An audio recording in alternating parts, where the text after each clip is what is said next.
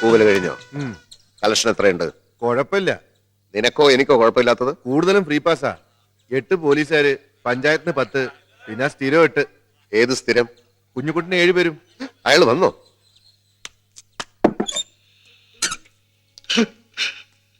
என்னால பழைய செல்வமாக முடியாது.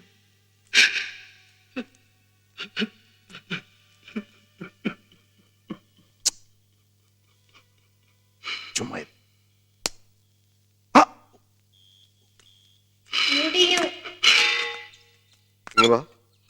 മീനാക്ഷി വിടണോ? അവള് വരാനിരിക്കായിരുന്നു. പിന്നെന്താ, ഇരുന്ന സ്ഥലത്ത് എഴുതേക്കാൻ പറ്റില്ലേ? അങ്ങനെയല്ല. എങ്ങനെയല്ല? അവളെയും കൊണ്ട് താൻ സിനിമക്ക് വരാമെന്ന് എന്നോട് 6ാമത്തെ പ്രാവശ്യമാ താൻ പറയുന്നത്. അവൾക്ക് സത്യരാജന്റെ പടം ഇഷ്ടമല്ല എന്ന് പറഞ്ഞപ്പോ ഞാൻ കമലഹാസന്റെ പടം കൊണ്ടുവന്നു. അപ്പൊ താൻ പറഞ്ഞു അവൾ പനി പിടിച്ച് കിടക്കുകയാണെന്ന്. പനി മാറിയപ്പോ താൻ പറഞ്ഞു പടം മാറിപ്പോയത് കൊണ്ടാണ് അവൾ വരാത്തത്. ഇപ്പൊ ഞാൻ കഷ്ടപ്പെട്ട് കാല് പിടിച്ച് അവൾക്ക് ഏറ്റവും ഇഷ്ടപ്പെട്ടതെന്ന് താൻ പറഞ്ഞ ഞാൻ വാഴവപ്പ എന്ന് പറഞ്ഞ സിനിമ കൊണ്ടുവന്നു. താൻ ഇപ്പൊ തന്നെ പോയി അവളെ വിളിച്ചുകൊണ്ട് പോവാ. ഇന്ന് അവളെ സിനിമ കാണിച്ചേ പറ്റൂ. അതിപ്പോ പടം തുടങ്ങിപ്പോയല്ലോ. അത് സാരമില്ല, അവള് വരട്ടെ. ഞാൻ ആദ്യം മുതൽ വീണ്ടും. ഇനി ഞാൻ ഒരു സത്യം പറയട്ടെ. അപ്പൊ താൻ ഇത്രയും കാലം പറഞ്ഞതൊക്കെ നുണയായിരുന്നോ? അതല്ല, അവക്കൊരു വിഷമം. എന്തിന്? ആരെങ്കിലും ചത്തോ? അതല്ലെന്ന്, ഉടുത്തോണ്ട് വരാൻ ഒരു നല്ല സാരി ഇല്ല. കഴിഞ്ഞ മാസം ഞാനൊരു സാരി വാങ്ങിച്ചു തന്നതല്ലേ, അത് താൻ കൊടുത്തില്ലേ? അത് അമ്പലത്തിൽ ഉത്സവത്തിനെടുത്ത് പോയി. പിന്നെ അത് അലക്കില്ലേ? അതാ പറ്റിയ അബദ്ധം. അലക്കി തേച്ചപ്പോ തേപ്പൂട്ടിക്ക് ചൂട് കൂടി സാരി ഉരുക്കി. ഇത് താൻ ഇന്നലെ പറഞ്ഞില്ലല്ലോ. ഇന്ന് രാവിലെ ഉരുകിയത്. എന്റെ കഷ്ടകാലം എന്നല്ലാതെ എന്ത് പറയാൻ. ഇന്നലെ ഞാൻ ശരിക്കും ഉറങ്ങിയിട്ടില്ല. കിടക്കൽ മൂട്ടുണ്ടോ? അതല്ലടോ, ഇന്ന് മീനാക്ഷിയെ കാണാമല്ലോ എന്ന് ആലോചിച്ച് സ്വപ്നം കണ്ടിട്ട് ഉറക്കം വന്നില്ല. ഇങ്ങനെ പറ്റുമെന്ന് ഞാനും കരുതിയില്ല. ഷൺമോൻ ഒരു സാരി ഇവിടെ വാങ്ങിച്ചതാ. അവൾ അടുത്ത പടത്തിന് ആദ്യത്തെ മാറ്റിനിക്ക് കൊണ്ടുവരുന്ന കാര്യം ഈ കുഞ്ഞുകുട്ടനായിട്ട് എന്താ വിശ്വാസമായി. ആദ്യം അവൾ വരട്ടെ, എന്നിട്ട് വിശ്വസിക്കാം. തുടങ്ങിയില്ല, തുടങ്ങാൻ പോകുന്നേ ഉള്ളൂ. നിർത്തട മുട്ട. എന്താ പ്രശ്നം മീനാക്ഷി? ഇവിടെ പ്രശ്നമൊന്നുമില്ല. എന്തോ പ്രശ്നമുള്ളതുപോലെ തോന്നുന്നല്ലോ. എന്താ പ്രശ്നം വല്ലതും ഉണ്ടാക്കണം? താനാരാ? ഞാൻ ആരാണെന്ന് ഈ നാട്ടിലെ പട്ടിക്കും പൂച്ചയ്ക്കും വരെ അറിയാം. ഇവിടെ പക്ഷിയും പൂച്ചയും ഒന്നും കാണുന്നില്ല. എങ്കിൽ ചോദിക്കാമായിരുന്നു നീ ആരാണെന്ന്. ഞാൻ ഈ നാട്ടുകാരനാണ്. ഞാൻ ഈ നാട്ടുകാരനല്ല. ഈ നാട്ടിന് പറ്റിയ ആളാണെന്ന് കണ്ടിട്ട് തോന്നുന്നില്ല. ഈ ഭൂമിക്ക് പറ്റിയ ആളെന്ന് കണ്ടപ്പോഴേ എനിക്ക് തോന്നി. ഈ നാട് അല്പം പെശക. ഞാനും. ആ സിനിമ ഇവനും കണ്ടിട്ടുണ്ടെന്ന് തോന്നുന്നു. അപ്പൊ ഞാൻ ഇടപെടേണ്ട ആവശ്യമൊന്നുമില്ലല്ലോ മീനാക്ഷി? ഇല്ല. അപ്പൊ ഞാൻ വരട്ടെ. എങ്ങോട്ട്? അല്ല, ഞാൻ പോട്ടെ. വണ്ടി എടുക്കട പൊട്ട. കുഞ്ഞുമുട്ടെന്ന് ആരെങ്കിലും വന്നേ.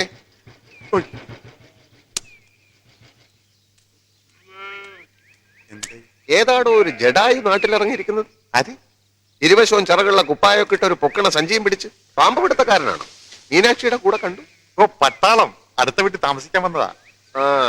അവന്റെ അടുത്ത് ഈ പൊട്ടനെ പറ്റി ഒന്ന് പറഞ്ഞേക്ക്. അറിയാലോ, ഇവൻ 2 ആളെയും കൊന്ന് ജയിലിൽ പോയ കാര്യങ്ങളൊക്കെ. എന്തുണ്ടായി? അത് പോട്ടെ. ഞാൻ അവൾക്ക് വാങ്ങിത്തന്ന പവിഴമാലയും പാദസരമൊന്നും താൻ കൊടുത്തില്ലേ? ഒന്നും ഇട്ട് കണ്ടില്ലല്ലോ. അതവൾ ഉത്സവത്തിനും വിശേഷത്തിനും ഇടാൻ സൂക്ഷിച്ച് മാറ്റി വെച്ചിരിക്കുക. സാരി. കമലഹാസന്റെ അവ്വേ ഷൺമുഖിയും ഈ ഷൺമുഖൻ റെഡിയാക്കിയിട്ടുണ്ടെന്ന് പറ.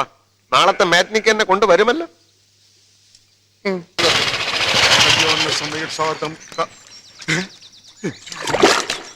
അവിടെ തന്നെ മുക്കി കൊല്ലടാ ആ തീറ്റി പണ്ടാരത്തിന്.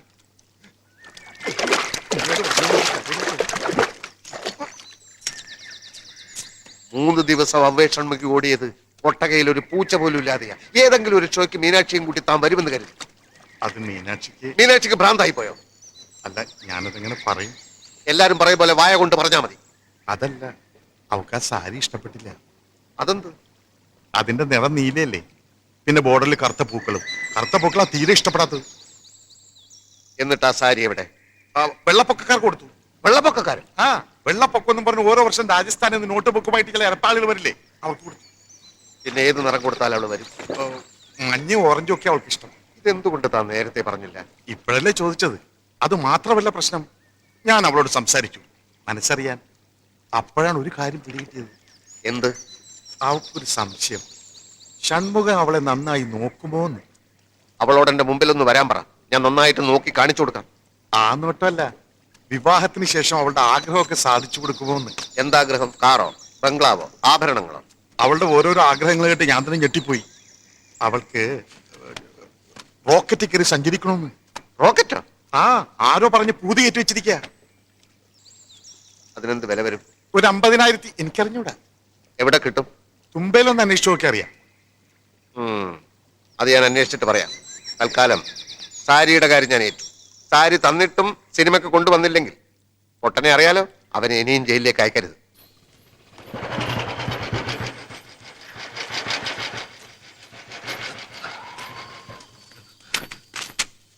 ഞാൻ ഭാഗ്യവാനാണ്.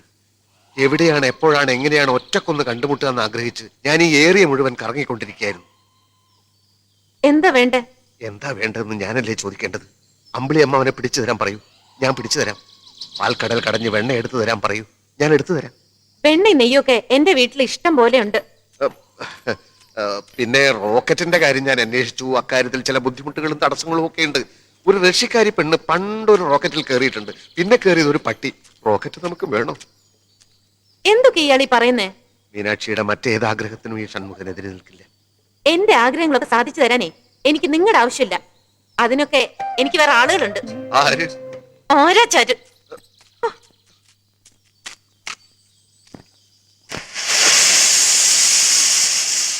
മീനാക്ഷിയെ കണ്ടു, സംസാരിച്ചു. അയ്യോ, എന്തേ? എന്നിട്ട് അവൾ എന്ത് പറഞ്ഞു?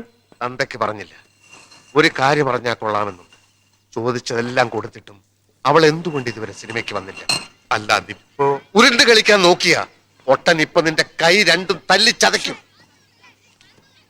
അതെ, കാര്യം ഇനി ഞാനെല്ലാം തുറന്നു പറയാം. അവളൊരു പുതിയ ബന്ധത്തിൽ ഞാൻ ചാടിയിരിക്കുക. അതേ ഷൺമുഖം, നന്ദി കടല്ലേ അവള് കാണിച്ചത്. അല്ല, ഒരു കണക്കിന് അവളെ കുറ്റം പറഞ്ഞിട്ട് കാര്യമില്ല. സുന്ദരൻ, സുമുഖൻ, ഈ നാട്ടിൽ ഇതുവരെ ആരും കാണാത്ത വേഷങ്ങൾ. ഏത് പെണ്ണും വീണു പോകും. താനൊന്ന് തെളിച്ചു പറയണോ?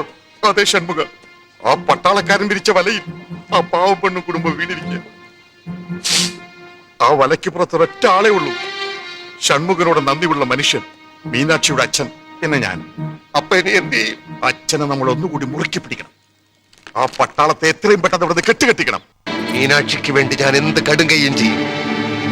24 മണിക്കൂറിനകം പട്ടാളക്കാരൻ പട്ടിയെപ്പോലെ ഇവിടുന്ന് വാലും പൊക്കി ഓടും.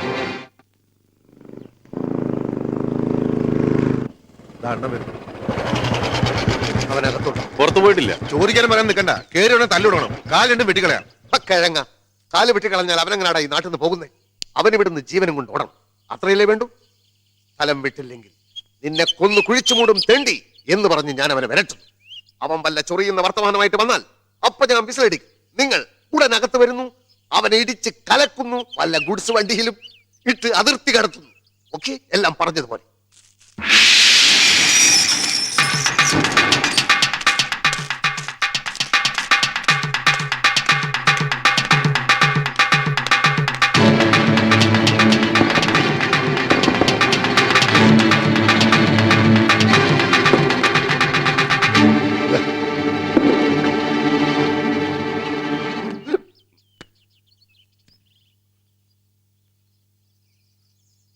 എന്താ?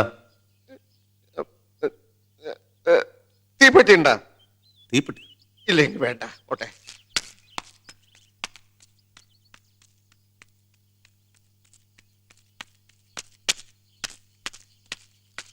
വണ്ടി എടുക്ക. വരണ്ടോ? ഞാൻ വരണ്ടോന്നുമില്ല. പട്ടാളം വരണ്ടോ? അത് വരണ്ടു. ഉടനെ സ്ഥലം വിട്ടോളാന്ന് പറഞ്ഞു. വണ്ടി എടുക്കടാ പൊട്ടാ. സാറിന്റെ കൈയും കാലും മറക്കുന്നുണ്ട്. അത് അവനെ കണ്ടപ്പോ ഞാൻ വിറച്ചു. ഞാനല്ല, അവനെ തല്ലാൻ എന്റെ കൈ വിറച്ചു. പക്ഷെ അത് വേണ്ടി വന്നില്ല. അവൻ ഉടനെ പോയിക്കോളാന്ന് പറഞ്ഞു. നാളെ ഇവിടെ കാണില്ല. എനിക്ക് അർജന്റായിട്ട് ഒരു സ്ഥലം വരെ പോകാനുണ്ട്. വണ്ടി എടുക്കടാ പൊട്ടാ.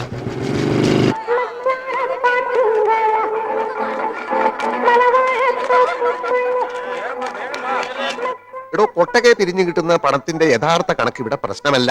3 ടൈപ്പ് കണക്കാണ് നമ്മൾ സാധാരണ ഉണ്ടാക്കുന്നത്. ഒന്ന് ടാക്സ് വെട്ടിക്കാൻ പഞ്ചായത്തിന് കൊടുക്കുന്ന കണക്ക്, പിന്നൊന്ന് പ്രൊഡ്യൂസറെ പറ്റിക്കാൻ ഡിസ്ട്രിബ്യൂട്ടർക്ക് വേണ്ടി ഉണ്ടാക്കുന്ന കണക്ക്, പിന്നെ ഡിസ്ട്രിബ്യൂട്ടറെ പറ്റിക്കാൻ വേണ്ടി ഒട്ടക ഉടമയായ ഞാനും റെപ്രസെന്റേറ്റീവായ താനും തമ്മിൽ ഉണ്ടാക്കുന്ന കണക്ക് മനസ്സിലായോ? താൻ പുതിയ ആളാ. അതെ. ഷൺമുഖനെ പട്ടാളം പോയിട്ടില്ല. പോയി കാണും. ഇല്ലെന്നേ, ദേ പടം കാണാൻ വന്നിരിക്കുന്നു. ആരാടിയാ നിൽക്കുന്നത്? എന്തൊരു സ്റ്റൈല്, സിനിമാ നടന്മാരുടെ സ്റ്റൈലുണ്ടല്ലേ. സിനിമയിലെല്ലാം പോകുന്ന ഒരാളിനെ ആദ്യമായിട്ട് കാണുക. നല്ല ചേർച്ച, ആള് സുന്ദരനാ.